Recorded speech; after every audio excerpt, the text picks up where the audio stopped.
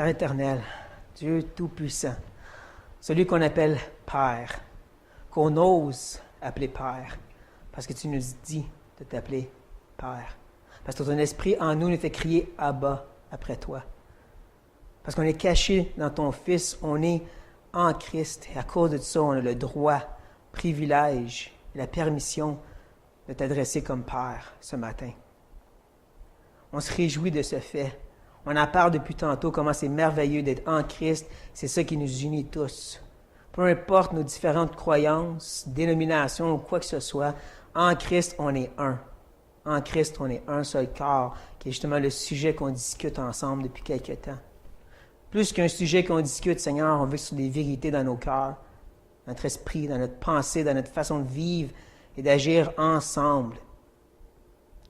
Plus que juste des vérités théologiques, une explication d'un texte, on veut que ce soit, c'est ton esprit qui travaille en nous pour nous changer à l'image de Christ, nous transformer dans les membres qu'on est supposé être pour la gloire de Christ. Non pas notre volonté, mais la tienne, plus qu'une mention et une prière qui soit réellement l'inclinaison même de notre personne. J'ai le privilège, j'ai le grand cadeau de pouvoir plonger dans ta parole, nager dedans, l'expérimenter pour moi-même et ensuite venir l'apporter à mes frères et sœurs. Privilège, honneur et responsabilité aussi. Et donc, Père, demande pour ton aide, demande que ce ne soit pas mes capacités, mes efforts, ma force, mais la tienne. Ta force agissant à travers moi, le vase que je suis, pour que ça suite affecter mes frères et sœurs ce matin. Impacter solidement leur cœur et leur esprit pour changer leur vie. On veut regarder un sujet, Père, de supporter, un sujet de s'entraider, un sujet, Père, qui demande beaucoup plus que suivre quelques petits principes. Donc, aide-nous à la recevoir réellement dans des terres bien travaillées et préparées par toi. Ô Père, on est privilégiés parce qu'on a ta parole aussi. Et on veut s'approcher de cette parole avec l'humilité qui reconnaît qu'elle est faite pour nous transformer, pas pour nous garder stagnants, pas juste pour nous instruire, mais pour nous changer. Donc, change-nous, ô Dieu. On sait que tu peux faire une œuvre majestueuse, rapide ou des fois à long terme. Je ne te demande pas de faire un miracle de transformation instantanée ce matin, mais je te demande quand même d'agir puissamment au Seigneur. Et tout ça, encore une fois, pour ta gloire et ton honneur pour l'éternité. Amen. Bon. Si vous avez déjà passé devant un chemin de construction, vous savez qu'au début, ça ne ressemble pas à grand-chose. C'est un paquet de matériaux mis ensemble. Tu ne sais pas si ça va être des condos ou un édifice ou quoi que ce soit. Tu peux regarder la pancarte, mais souvent, tu regardes la pancarte, tu regardes ça, tu dis, ça va être ça. C'est la même chose quand tu essaies de construire l'Église universelle de Christ. Tu te concentres sur un mur, mais au début, ça ressemble juste à un gros mur. Tu te concentres sur certains aspects au détriment des autres. Comme depuis les derniers mois, on regarde ensemble Romains 14, puis on voit surtout le danger d'imposer nos convictions aux autres.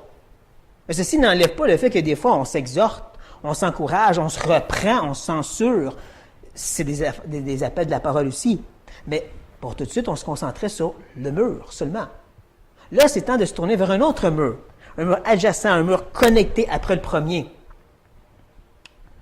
Un mur, justement, qui veut la continuité un peu de Romains 14. Vous allez comprendre pourquoi tantôt. Mais aussi un mur qui est dépareillé. Il y a deux sortes de briques. Les grosses briques grises, qu'ils appellent cinderblock en anglais, les grosses affaires, et les petites briques rouges. Qu'est-ce que je veux dire? C'est qu'on va regarder ensemble deux passages qui vont connecter et se compléter. Dans notre étude sur la vie ensemble, et on va regarder maintenant le support. Quand j'ai mentionné la prière, cette idée qu'on devrait se supporter mutuellement. On va regarder deux passages. Premièrement, Romains chapitre 15. Donc oui, s'il vous plaît, tournez dans Romains, le chapitre 15. Et ensuite, tantôt, on va tourner dans Galates chapitre 6. Et ça, c'est tantôt. Vous allez voir comment les deux, plus ou moins, parlent la même chose, mais il y a quelque chose de plus d'un passage à l'autre. C'est pour ça qu'on va les regarder ensemble. Je vais commencer en lisant les versets 1 à 3. Nous qui sommes forts, nous devons supporter les faiblesses de ceux qui ne le sont pas et ne pas nous complaire en nous-mêmes.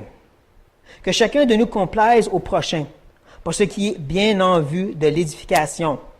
Car Christ ne s'est point complu en lui-même, mais selon qu'il est écrit, les outrages de ceux qui t'insultent sont tombés sur moi. Comme j'ai mentionné la dernière fois, Paul il a terminé sa grande discussion sur le danger d'imposer nos convictions dans cette relation fort-faible. Pas juste parce que là, on a le chapitre 15, verset 1 que je dis ça. Mais parce que les versets 19 à 23, Paul il a mis le paquet, il a mis vraiment une grosse conclusion.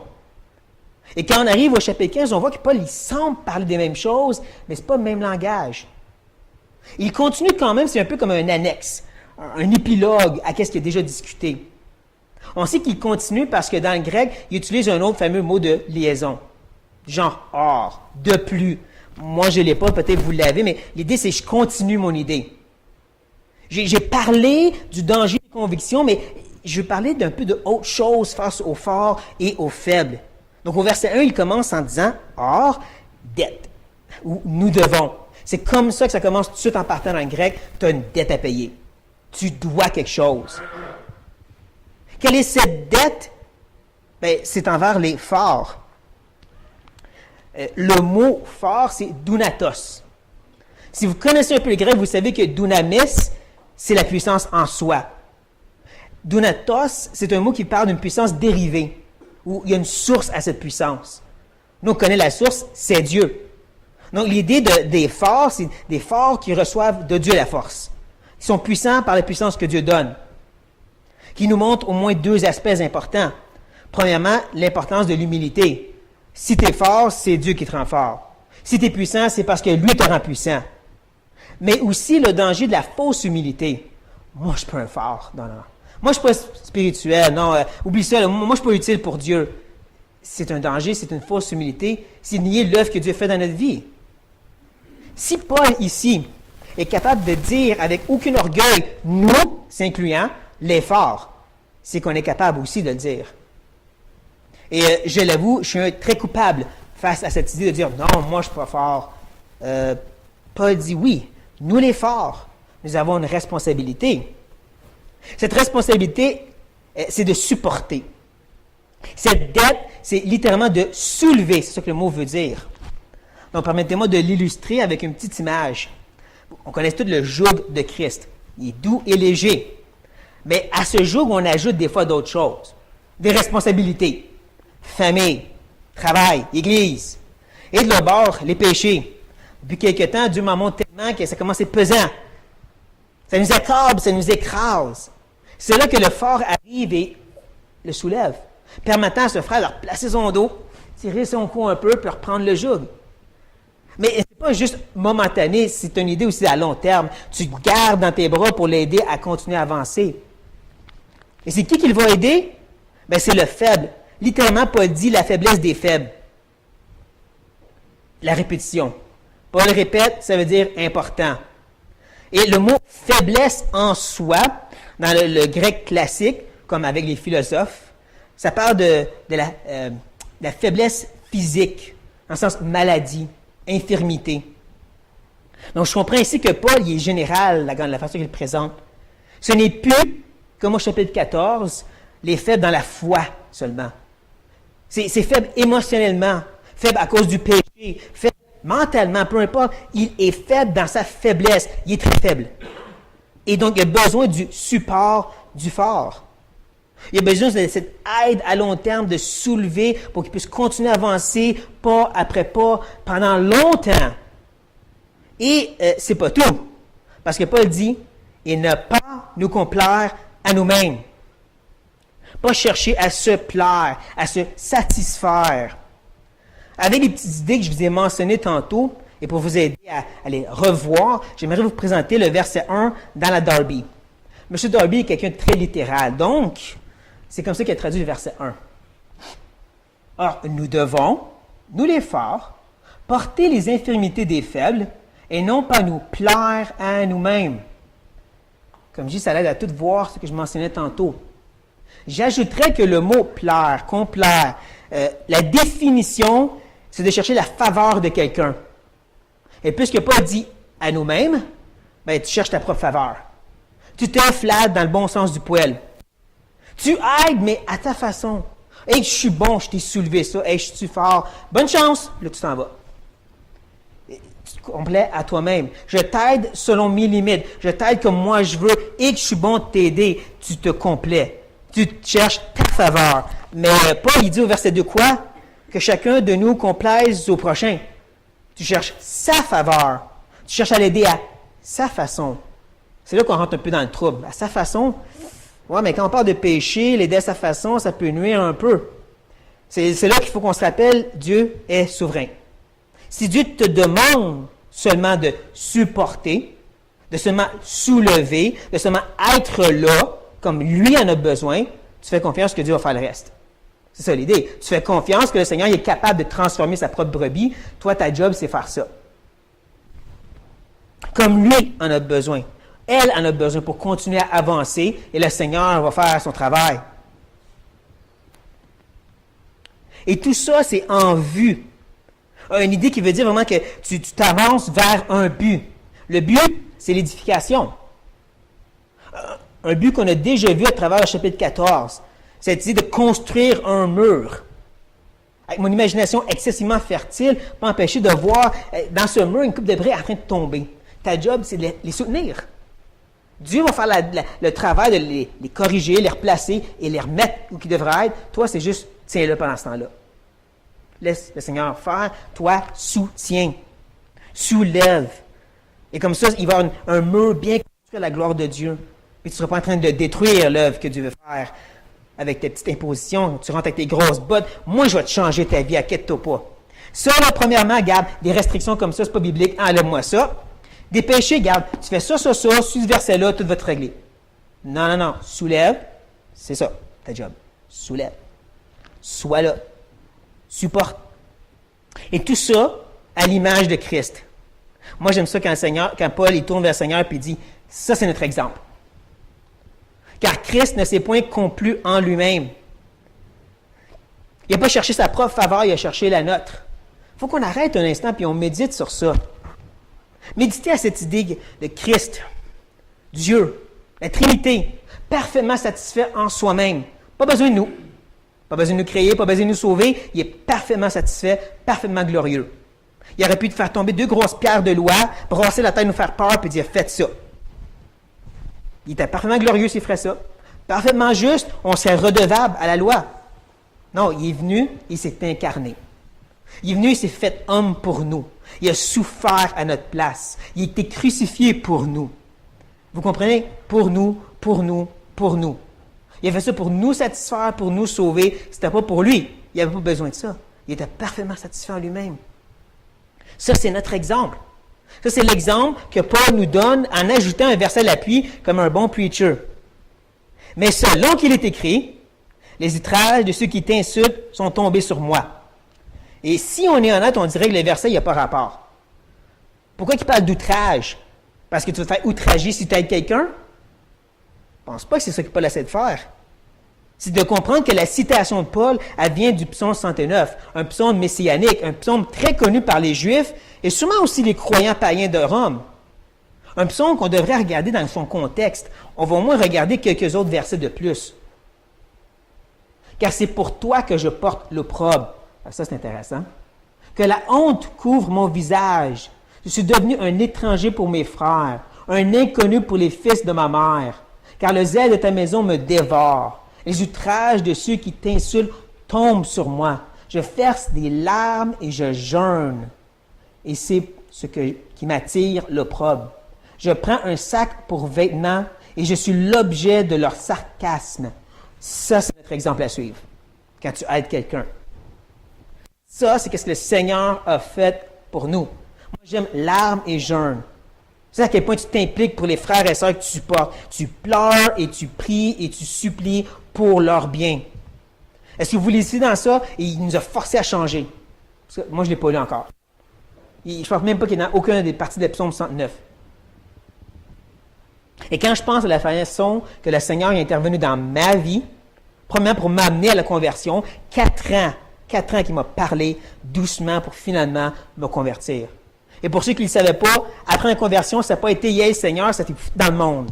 Peut-être première, 3 ans.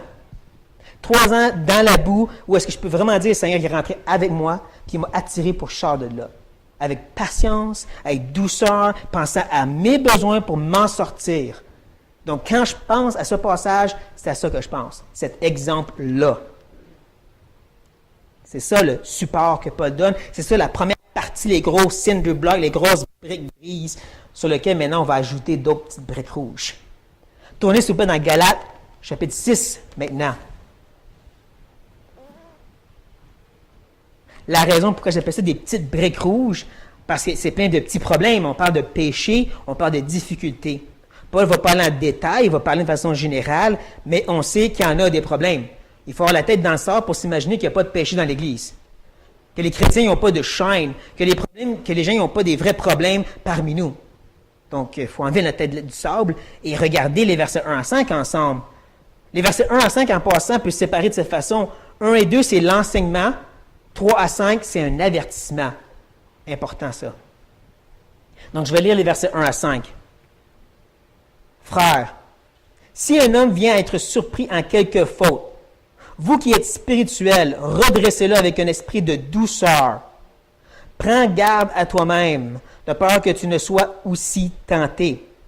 Portez les fardeaux les uns des autres et vous accomplirez ainsi la loi de Christ. Si quelqu'un pense être quelque chose, quoiqu'il ne soit rien, il s'abuse lui-même. Que chacun examine ses propres œuvres, et alors il aura sujet de se glorifier pour lui-même, et non par rapport à autrui, car chacun portera son propre fardeau. Intéressant que Paul commence en disant frère, pas pasteur, pas conseiller biblique, frère. N'importe qui. C'est à vous que je parle. On pourrait dire sœur aussi si vous voulez. N'importe qui. Si, et c'est le cas, c'est clair que la situation que Paul parle va arriver. Un homme, une femme, un croyant, vient à être surpris en quelque faute. C'est là que ça se gâte. Le mot qu'il utilise, surpris, c'est prolambano. Un mot composé. Le mot pro, ça veut dire d'avance, et lambano, ça veut dire pris d'avance. L'idée, en tout cas, 2 idées. La première idée, c'est qu'il a été pris, sachant fort bien, ou si vous voulez, il a été pris, mais il savait que c'était dangereux. Donc, M. Darby l'a traduit comme ceci. Frère, quand même un homme s'est laissé surprendre par quelque faute. Parce que ça, c'est une des possibilités de prolambano. Cette idée qu'il est allé dans la cour du voisin qui s'appelle Ennemi, il a joué avec son petit chien qui s'appelle Satan, et bien sûr, le chien l'a mordu. Et on sait tout, il a la rage. Donc là, maintenant, il est pris avec la rage. Mais il savait. Il savait qu'est-ce qui se passait là au bas, il savait que le chien était dangereux. Ça, c'est une des premières possibilités. L'autre, c'est comme, moi je l'ai ici, peut-être vous aussi, surpris. Cette idée que oui, c'est une attaque d'avance de l'ennemi, et lui a été pris dans cette attaque. Justement, le mot que Paul utilise, faute, c'est pas péché en soi, c'est vraiment un oups, si je peux dire, j'ai tombé. Le lion est arrivé derrière moi, il me sauté dessus et je suis tombé. Comme je dis, le langage nous permet de voir les 2 possibilités. Il savait puis il a fait exprès, ou il ne savait pas puis il s'est fait avoir. Et je trouve ça vraiment fascinant que Paul utilise un langage qui est aussi large qu'on pourrait dire c'est un ou l'autre. Il savait, il faisait exprès, ou il ne savait pas puis c'est pas de sa faute. Parce qu'ensuite, il va nous dire quoi? Qu'il faut l'aider quand même. Peu importe, il faut que tu l'aides. Mais avant de parler de l'aide, on va parler de la personne qui doit aider. Vous qui êtes spirituel. Un autre problème. Certains vont reculer au chapitre 5, le fait qu'on a le fruit de l'esprit, donc on est tous spirituels dans ce sens-là. Et mon problème ici, c'est, Paul a déjà parlé des frères, qui veut dire, si tu es un frère, tu as l'esprit, il est déjà en train de dire les ceux qui sont spirituels. Puis après, il dit encore les ceux qui sont spirituels. Ça, c'est redondant. Et le Paul que moi j'étudie, dans 2 Corinthiens, Colossiens, Philémon, il n'est pas redondant. Il se répète pour enseigner, mais jamais redondant en ses répétitions. C'est jamais inutile qu'est-ce qu'il dit. Donc s'il dit des frères spirituels pour ensuite dire vous qui êtes spirituels, pourquoi? Il peut juste dire vous. Je crois, et je ne suis pas seul, qui est encore en train de parler des forts dans ce sens-là. Vous qui êtes spirituels, vous qui êtes forts, vous qui êtes matures, vous qui avez l'aide de l'esprit, peu importe comment vous voulez le présenter, c'est à eux qui parlent. Parce que si le premier il a été attaqué puis il est à terre, on pourrait dire qu'il est dans la chair pour un instant. Donc, toi qui es spirituel, toi qui es pour tout de suite debout encore, par la force que Dieu donne, selon sa grâce, va l'aider. Bien sûr, ici, ce n'est qu'une opinion parce que, comme je dis, les deux sont possibles et vous allez lire les deux si vous checkez les commentaires. Mais, c'est moi qui enseigne, donc, vous qui êtes frères, vous êtes appelés à redresser. Ça, c'est intéressant, c'est un terme médical. Ça parle de replacer un os ou un membre disloqué.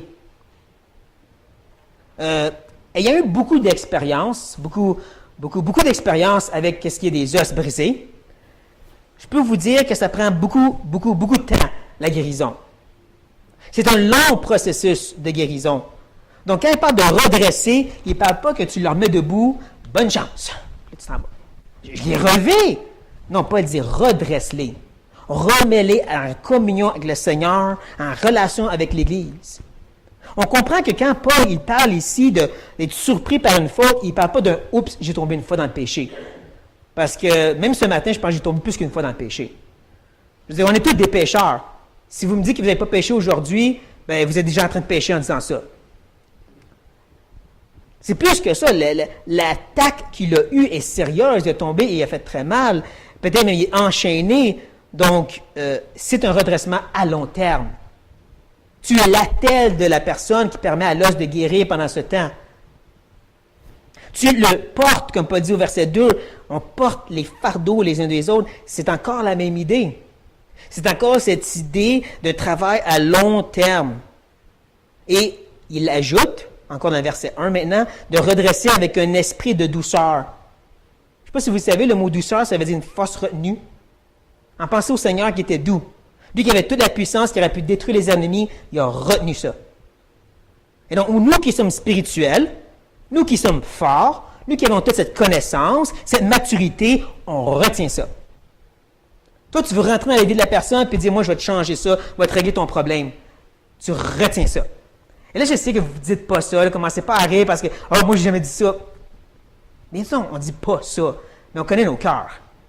Je vais donner un exemple peut-être qui, j'espère, ne va pas choquer personne. Prenons un frère et une sœur qui est alcoolique. Le but, ce n'est pas de rentrer chez eux, prendre ses bouteilles, vider dans le lavabo, prendre par la main et dire, viens, on s'en va chez Léa. C'est d'être là. C'est d'être là dans la vie de la personne pendant que le Seigneur travaille.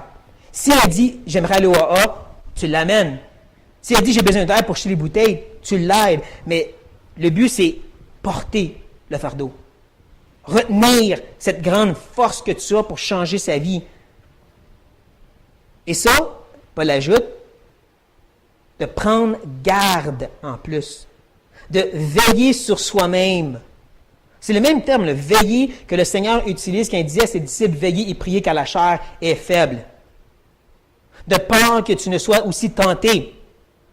Possiblement, Paul est en train de parler ici de la tentation du péché de la personne, mais je crois que c'est plus l'idée de ce péché qu'on connaît tous, l'orgueil.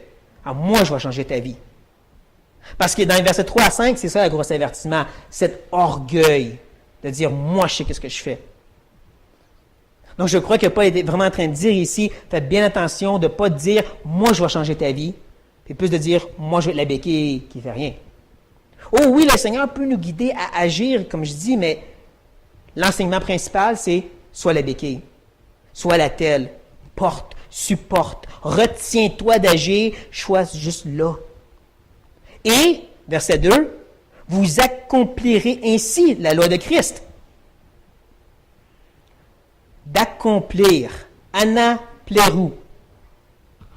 Plerou, je ne sais pas si vous le reconnaissez un peu, pleinement, complètement, c'est ce que le mot veut dire. Et le préfixe ana, ça veut dire de compléter un processus. C'est C'est pour ça que j'aime les mots grecs, parce que si tu y penses, ça veut dire que tu complètes le processus complètement. Ça, c'est vraiment compléter quelque chose. Et ça, c'est envers la loi de Christ. Je ne pense pas que j'ai besoin de faire une grosse exposition théologique sur c'est quoi la loi de Christ. À part de vous dire, lisez Jean chapitre 14, 15 et 16. Vous allez comprendre c'est quoi la loi de Christ, c'est de s'aimer les uns les autres. Allez lire 1 Jean si vous voulez un petit plus d'ajout, mais moi je dirais à la place, concentrez-vous sur 1 et 2. Sur notre verset ici devant nous.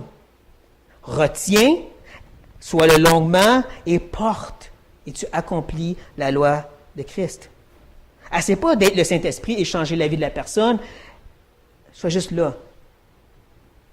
En parlant justement de cette attitude qui se dirait, ben moi je suis spirituel, je vais changer ta vie, on a un avertissement au verset 3. Un avertissement qui dure du verset 3 jusqu'au verset 5, c'est une grosse avertissement rempli de conjonctions ou de mots de liaison. Ils ne sont pas toutes dans ma traduction, mais ils sont là dans le grec. Donc, je vais vous les présenter. Ça commence avec un car au verset 3. Le car, je vous rappelle, c'est une réponse à un questionnement. Pourquoi? Parce que, car. La question, c'est quoi? Toujours bon à se poser comme question. Pourquoi Paul a marqué car? Mais si on regarde verset 1 et 2, il y a cet appel que Paul donne de retenir et de supporter et d'être là dans l'effort de redresser. Et on pourrait se demander, mais pourquoi je ferais ça? Moi, je sais comment changer la vie de la personne. Je suis spirituel. Je suis fort. Je sais comment l'aider. Et c'est là qu'on commence l'avertissement de Paul. Pourquoi? Mais c'est parce que si quelqu'un pense être quelque chose, quoi qu'il ne soit rien. La première partie de l'avertissement commence avec cette personne qui pense être si spirituelle, si fort, si fervent. Puis Paul dit, t'es rien. Même, il dit, tu t'abuses toi-même. Un autre mot bien intéressant, phren apathéou. C'est pas de vous en rappeler, OK? Pensez plus à phren, cette idée de s'observer soi-même, de regarder à l'intérieur, l'introspection. Et apathéou a cette idée de se tromper par déformation. Pensez au miroir dans les foires ou à la ronde, là, qui sont toutes déformées. Tu te regardes dedans, tu dis, hey, je suis beau, puis fort, puis spirituel, puis je suis un homme de Dieu! Ben, tu te mens à toi-même. C'est ça que Paul dit. Tu te regardes avec ce miroir, tu te mens à toi-même. Ça fait un peu penser à ce que Jacques nous dit dans 1,26. Si quelqu'un croit être religieux, sans tenir sa langue en bride, mais en trompant son cœur, la religion de cet homme est vaine. Et non, le mot trompant, ce n'est pas le même que phren apathéou, mais l'idée est pareille. Vous reconnaissez ici la même sorte d'idée qu'au verset 3. Tu penses être religieux ou spirituel, mais tu pêches avec ta bouche. Mais c'est juste de la médisance. Juste un peu d'amertume dans le cœur, c'est pas grand-chose. Tu te mens à toi-même. Tu n'es pas spirituel à ce moment-là. Surtout si tu ne veux pas reconnaître ton péché et le confesser. Mais c'est ça que Paul dit au verset 3. Tu t'imagines être tellement spirituel. Et tassez-vous de là, moi je vais changer ta vie. Tu te prends pour le Saint-Esprit en d'autres mots. Et comme je dis, c'est pas qu'on va le dire ouvertement, mais nos méchants cœurs vont le dire. Et Paul dit à retour, tu te mens à toi-même. Et c'est là que je trouve ça fascinant. Parce que le mot, comme je dis, phren apathéou ou abuse, c'est l'idée que tu te mens à toi-même, puis ensuite Paul ajoute lui-même. Tu te mens à toi-même, toi-même. Tu es tellement stupide, tu te mens à toi-même, toi-même. Pas pire celle-là. Mais il y a un contraste. On voit ça parce qu'au verset 4, il commence avec un « mais ». On va faire une comparaison. On a commencé avec le premier personnage qui, bien sûr, pense à quelque chose, mais il n'y a rien du tout. Et là, Paul se tourne l'autre bord, c'est important, il fait un contraste. Et il va dire au verset 4 que chacun examine ses propres œuvres. L'examination que Paul présente ici, c'est vraiment quelque chose de vrai. Si je peux dire avec la lumière de la parole, pas avec ce miroir tout déformé. C'est un regard qui est sincère et vrai pour vouloir savoir, je suis fidèle au Seigneur. Et il répond ensuite, Paul, et alors il aura sujet de se glorifier. Ce n'est pas du sarcasme de la part de Paul. Je sais qu'on est supposé se glorifier seulement dans le Seigneur. N'empêche que l'expression ici, sujet de se glorifier, Ça veut dire de se glorifier à cause du résultat. Le résultat face à l'examination. Tu as fait un test avec la Bible, tu es sorti avec 95. Gloire à Dieu. Tu as un bon résultat. Tu peux te glorifier face à tes œuvres, qui encore, je sais, ça sonne peut-être bizarre dans vos oreilles. Donc, on va aller voir qu'est-ce que Paul dit ailleurs. On est dans 2 Corinthiens les mercredis soirs, et ça fait à date, je pense, 3 fois que Paul se glorifie en lui-même. Comme ici. Car ce qui fait notre gloire, c'est le Seigneur. Ah, non, attends, excusez. C'est ce témoignage de notre conscience que nous sommes conduits dans le monde, et surtout à votre égard, avec sainteté ou sincérité et pureté devant Dieu, non point avec une sagesse charnelle, mais avec la grâce de Dieu. Oui, par la capacité de Dieu, Paul dit quand même, ma conscience me dit, je suis fidèle et donc je me glorifie dans ça. Il va dire plus tard aux Corinthiens, vous devriez être fiers d'être avec moi, parce que je suis fidèle au Seigneur. Il y a quand même une notion qu'on peut se glorifier dans la fidélité que Dieu nous donne. Et que c'est ça qu'il dit au verset 4. C'est le contraste avec l'autre personnage qui pense à quelque chose, mais qui n'est rien. Toi, ici, tu penses à quelque chose, tu as fait le test et tu as eu 95. Tu peux te glorifier. Mais il y a une petite affaire qui ajoute, Paul. Pour lui seul. Solitaire.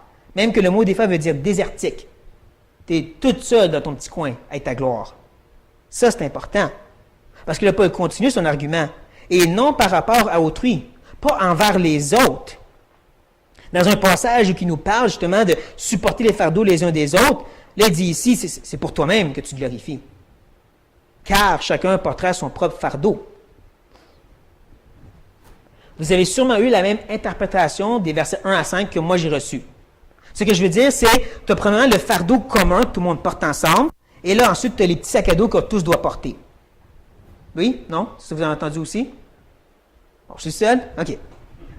C'est mieux de même. Oubliez ça. Parce que lorsque je regarde les versets 3 à 5, la façon que Paul accumule son argumentation et le fait qu'il donne un avertissement en rapport avec les versets 1 à 2, il me semble que ce que Paul est en train de dire, c'est que ce personnage qui se glorifie dans sa vraie fidélité, sa vraie force, il est vraiment spirituel, il est tout seul avec son petit sac à dos. Tu es fort parce que tu portes ton propre sac à dos à place de partager le fardeau des autres, à place de travailler ensemble. Ici, je vais tout de suite vous avouer que je vais contre le courant. Je suis le seul, à date, que j'ai trouvé qui dit ça. Donc, ça se peut que je me trompe. Mais comme je dis, comme je peux voir ici, c'est qu'est-ce qui me semble logique, et c'est ça que je vous partage. La puissance de l'enseignant. Mais sérieusement, il me semble très clair que ce que Paul est en train de dire dans les versets 1 à 5, c'est que tu as 2 choix. Tu as 2 chemins possibles. Travail d'équipe, support, ou tu es fort, mais tu es tout seul. Je ne sais pas si vous voyez, mais dans l'avertissement des 3 à 5, Paul ne va jamais ajouter et vous accomplissez ainsi la loi de Christ. Hein, cette partie-là, elle n'est comme pas là. Ah, tu es fort, tu as réussi, tu es tout seul, tu portes ton propre fardeau, puis tu n'accomplis pas la loi de Christ. Tu n'es pas en train d'unir l'Église dans ça. Donc, oui, parfait, mais c'est 1 et 2 que Paul nous appelle à faire. De porter les fardeaux les uns des autres pour accomplir ainsi la loi de Christ. Et donc, c'est ça que moi je vais vous présenter en terminant. Pour vous qui êtes forts, parenthèse, ne vous dites pas, moi je ne suis pas fort. S'il vous plaît, ne vous dites pas, moi je ne suis pas spirituel, c'est pas à moi que tu parles. Le Seigneur œuvre dans vos vies. Je connais une bonne partie d'entre vous, je sais que le Seigneur œuvre dans vos vies. Donc, ne dites pas, je ne suis pas fort. Reconnaissez la force que Dieu vous a donnée, la maturité qu'il a pourvue, la transformation qu'il fait. Compris? Fin de la parenthèse. Maintenant, vous qui êtes forts, vous avez un choix devant vous. 2 chemins à prendre. Parce qu'il y a vraiment juste un des 2 chemins qui est possible. Le premier n'enlève pas le fait qu'on est spirituel. Ce n'est pas la fausse spiritualité du premier personnage. Tu te laisses faire à la parole, tu vis comme la Bible dit, tu es fidèle, tu as un 95, gloire à Dieu, mais tu es toute seule dans ton coin. Oh oui, tu as de la communion avec les frères et sœurs, tu t'impliques dans ton église, mais tu es quand même toute seule avec ton fardeau. Puis là, tu as choix numéro 2. Faites attention. Choix numéro 2, ce n'est pas juste une simple décision à prendre. Ce n'est pas de dire, oui, je vais porter les fardeaux. Je vais supporter mon frère ou ma sœur. Je vais suivre les 2 principes que tu as présentés. sais pas si vous les avez entendus, je les ai répétés une couple de fois. Premièrement, c'est un travail à long terme, je l'ai assez dit. Et là, bien sûr, c'est que tu retiens ta capacité, tu ne fais pas à ta façon. Ça, c'est les deux principes. Et c'est plus que ça. On parle ici d'investir notre corps, notre cœur, notre âme, notre esprit, de se donner pour ces gens-là. On parle ici que tu vas déchirer ton cœur en plaidant le Seigneur, de changer la personne, en sentant l'impuissance parce que Dieu ne semble pas agir, en disant « Seigneur, fais quelque chose » pendant que tu restes avec cette personne. Cette personne, tu l'aides, elle te remercie et le lendemain, elle te rejette. Et ensuite, elle revient après pour demander de l'aide et tu continues. Tu restes. Ça fait mal, c'est pénible, c'est difficile, c'est demandant, mais c'est ça que Paul appelle. C'est ça, le deuxième chemin, c'est cela que Paul nous présente. Comprenez que, d'une certaine façon, par le message qu'il vient juste de vous présenter, le Seigneur a fait une belle grande ligne dans le sable, puis il dit maintenant, vous avez un choix entre deux chemins. Maintenant que la nouvelle année va commencer, c'est à vous à décider lequel des deux chemins vous allez prendre. Vous pouvez prendre le choix numéro 1, où est-ce que oui, la belle communion, puis tout va bien, puis chacun notre vie séparément. Fait un beau corps de Frankenstein. C'est tout cousu ensemble, mais il n'y a pas de vie dans ça. Ou tu as un vrai corps vivant. Mais ça veut dire qu'on est tissé ensemble. Ça veut dire que ça fait mal de s'entraider. Ça veut dire que tu vas souffrir. Pour ceux de vous qui êtes mariés, vous savez que bien souvent, c'est l'époux ou l'épouse qui peut nous faire le plus de dommages. Parce qu'il vient proche de notre cœur. Bien, c'est ça que Paul nous appelle, d'être intimes et connectés ensemble. Donc, ça va faire mal, mais c'est ça le choix numéro 2. C'est pour ça que ne prenez pas la décision à la légère. Prenez-le pas ce matin même. Méditez et priez dessus sincèrement sur ce que l'Esprit est en train de vous dire. Et j'espère que l'Esprit vous parle, qu'il ne s'est pas fait par-dessus votre tête. Que vous n'avez pas dit « Ah, c'est un bon message, oui. » Mais c'est vraiment en train de travailler quelque chose, à quel point vous allez prier « Seigneur, quelle décision je vais prendre ici? » Parce qu'il y en a un qui n'est pas si pire, ben au moins, il ne me demande pas trop. Mais l'autre, elle accomplit la loi de Christ. Mais elle me demande tout. Parce que je vous ai averti d'avance, la prochaine fois qu'on se voit, qui va sûrement être au mois de janvier, on va regarder Jacques chapitre 5, la confession les uns envers les autres. Et encore là, ce ne sera pas des petits principes que je vais présenter, c'est on va se mettre à nu.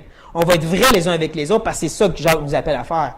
C'est plus que juste faire ça, c'est réellement être vrai ensemble. Et ça, c'est épeurant et ça fait mal. Donc, prenez le temps vraiment de méditer, de prier sur qu'est-ce que le Seigneur nous demande ici. Lequel des deux chemins vous allez prendre sur cette ligne qui vient de tracer par terre. Pensez pas aux autres qui ne sont pas présents, pensez à vous qui l'êtes. Prions.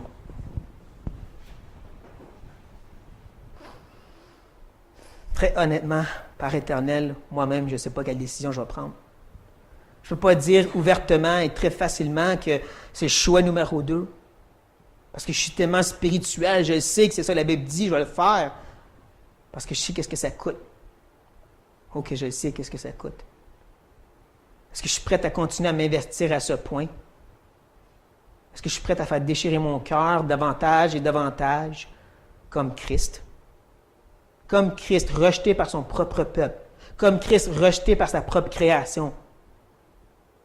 Comme Christ sur la croix moqué par ceux pour qui il priait, pardonne-leur parce qu'ils ne savent pas ce qu'ils font. Est-ce que c'est ça que je suis prêt à dire pour moi-même? Je ne sais même pas vraiment. Et donc, je ne peux pas savoir pour mes frères et sœurs, mais je prie qu'ils prennent très au sérieux. Qu'on prenne tout très au sérieux, c'est que tu nous demandes ici maintenant. On ne veut pas jouer à l'Église, comme j'ai souvent entendu, mais on veut réellement être un corps vivant. Un corps connecté ensemble, où toutes les cellules sont en train d'interagir. Où est-ce qu'un souffre, tous souffrent. Mais vraiment souffrent ensemble. Ou est-ce que tu nous appelles à être là pour supporter et porter, et ça va être douloureux, difficile. Il va falloir se retenir et pas se complaire à soi-même, mais penser à l'autre. Père, pousse-nous à vraiment méditer sur cette demande que tu nous fais maintenant. Père éternel, comme toujours, ce qu'on veut, c'est que ça te glorifie. Parce que c'est juste ça qui compte. Amen.